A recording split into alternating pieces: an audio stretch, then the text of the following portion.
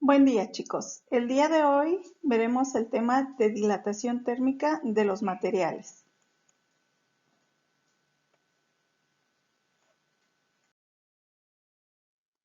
Para ello es necesario recordar algunos antecedentes.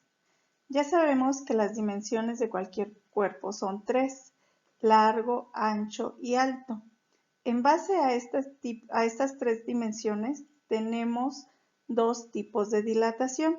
La primera es la lineal y la segunda es la cúbica. En la dilatación lineal, nosotros obtenemos un incremento en una sola de las dimensiones de los cuerpos, que es la longitud. En la dilatación cúbica, nosotros obtenemos un incremento en las tres dimensiones del cuerpo, por lo cual también se produce un incremento en el volumen total del cuerpo que se está calentando.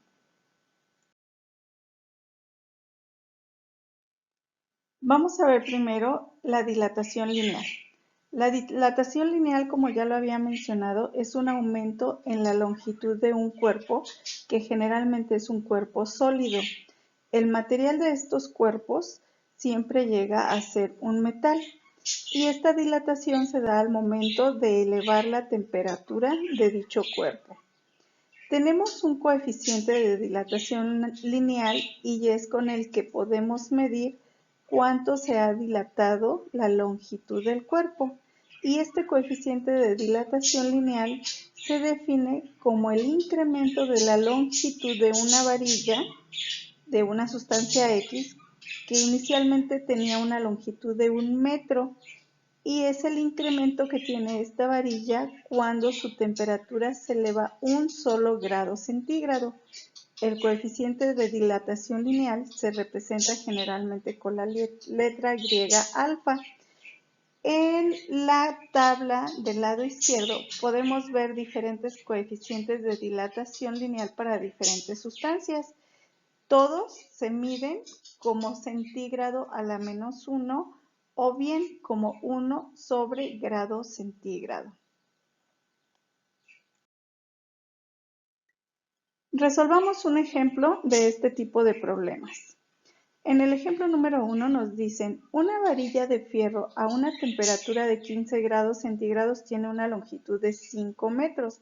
¿Cuál será la longitud al aumentar la temperatura a 25 grados centígrados? Bueno, como en todo problema de física, lo primero que tenemos que hacer es extraer los datos que nos dan. El coeficiente lineal de temperatura alfa, subíndice Fe, que es el coeficiente lineal de dilatación del fierro, lo sacamos de la tablita que les había mostrado en la diapositiva anterior. Tenemos que la longitud inicial de esa varilla es de 5 metros.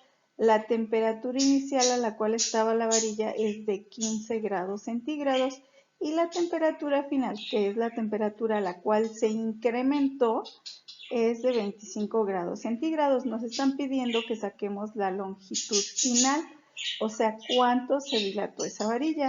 Para hacerlo utilizamos la fórmula que se encuentra en la esquina inferior izquierda, donde nos dice que la longitud final es igual a la longitud inicial multiplicada por 1 más el coeficiente de dilatación lineal, que multiplica la temperatura final menos la temperatura inicial.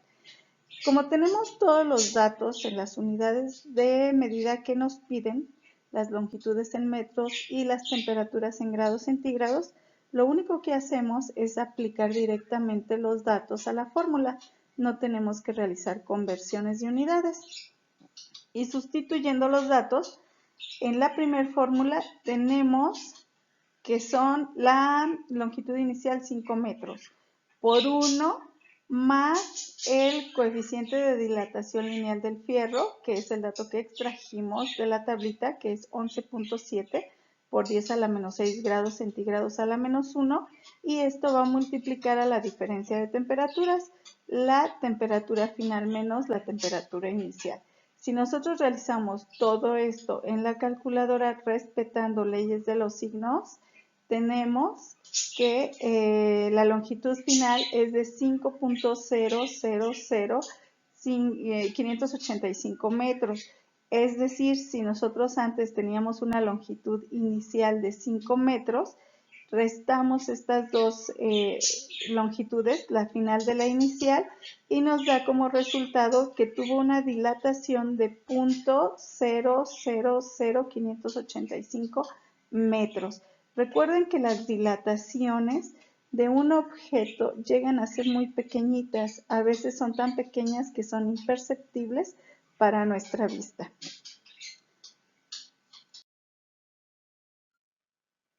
Bueno, ahora veamos otro ejemplo. En el primer ejemplo, la temperatura subía. En este ejemplo, nuestra temperatura va a bajar. Cuando la temperatura sube, el material se dilata y cuando la temperatura disminuye, el material se contrae. Entonces, vamos a ver ahora cuánto se contrae este material del que nos habla el ejemplo al momento de variar su temperatura.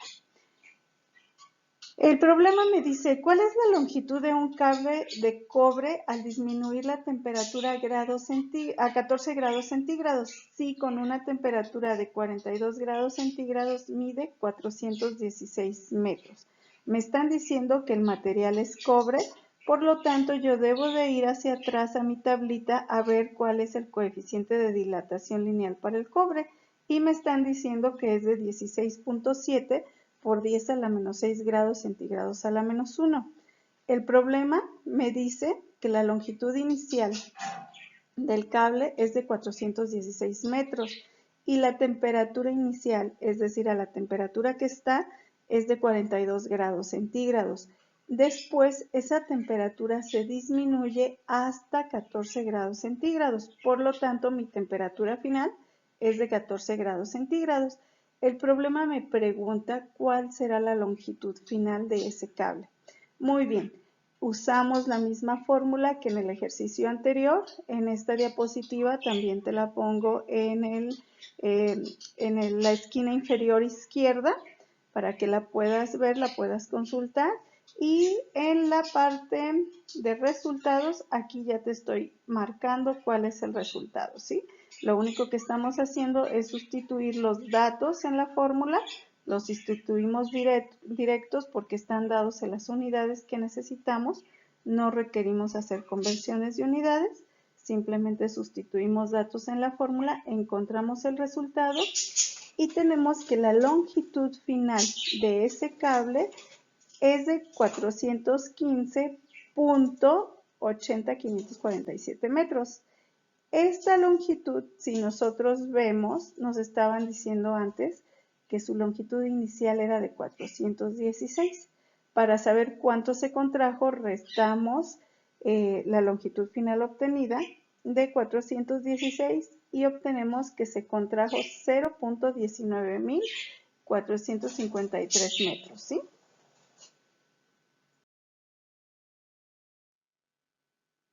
Bueno, el siguiente tipo de dilatación es la dilatación cúbica.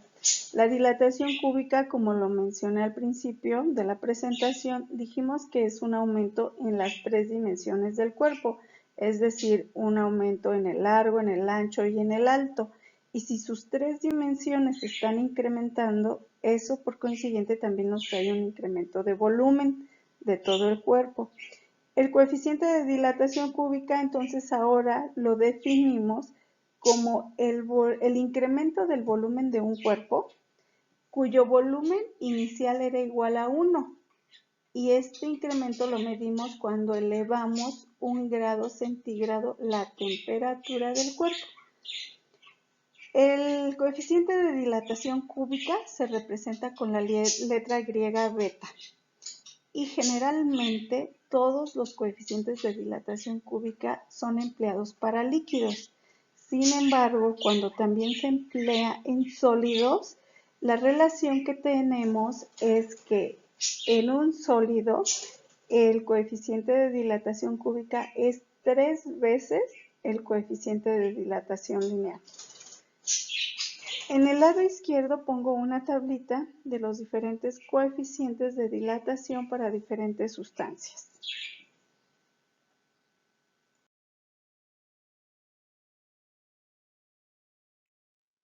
Vamos a ver un ejemplo de este tipo de dilatación.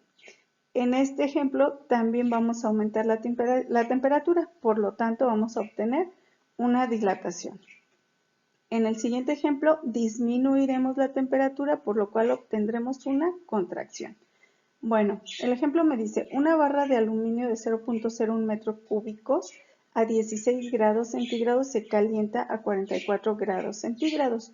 Quieren saber cuál es el volumen final y cuál fue su dilatación cúbica. Para sacar el volumen final usamos la fórmula que se encuentra en el cuadrante inferior izquierdo de la diapositiva. Y nuevamente, ¿de dónde vamos a sacar el coeficiente de dilatación cúbica para el aluminio? Pues nos vamos a la tablita que está en la diapositiva anterior y nos dice que este coeficiente es de 67.2 por 10 a la menos 6 grados centígrados a la menos 1. En el problema ya me están diciendo que el volumen original, el volumen inicial es de 0.01 metros cúbicos, la temperatura inicial de 16 grados centígrados y la temperatura final de 44 grados centígrados. Para saber el volumen final, sustituimos datos en la fórmula y nos da que nuestro volumen final es 0.0100188 metros cúbicos. Estamos hablando de unidades de volumen, por lo tanto tenemos que obtener metros cúbicos. Para saber cuánto fue la dilatación, hacemos el volumen final menos el volumen inicial y tenemos que la dilatación fue de 1.88 por 10 a la menos 5 metros cúbicos.